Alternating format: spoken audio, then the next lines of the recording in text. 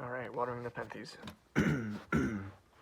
Typically you're going to water your plant once every 2 to 5 days.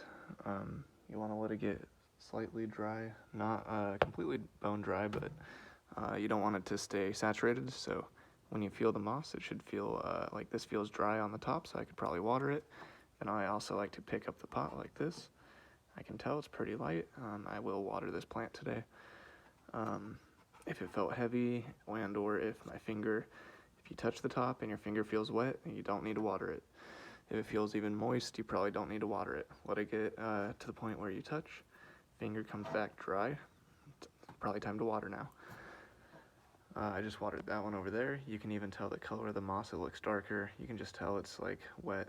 You want to let these guys get slightly dry, but not for more than a day or so. If you do it too long, you'll see that the pitcher lids will start to close. That means you've probably let it get too dry if it seems pretty dry.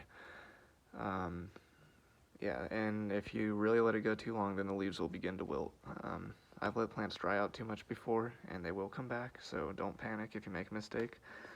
And it's better to make probably that mistake than to get root rot from being someone who overwaters your plants. It is not a Venus flytrap, it is not a bog plant. It is a epiphyte, which is our plants that typically, well, kind of complicated actually, I don't really know, but yeah, delve into that stuff, fun. And there's my other plants over there, and up here is my other ones. Here's my cuttings and my other mother plants of those cuttings. Pictures everywhere, pictures everywhere.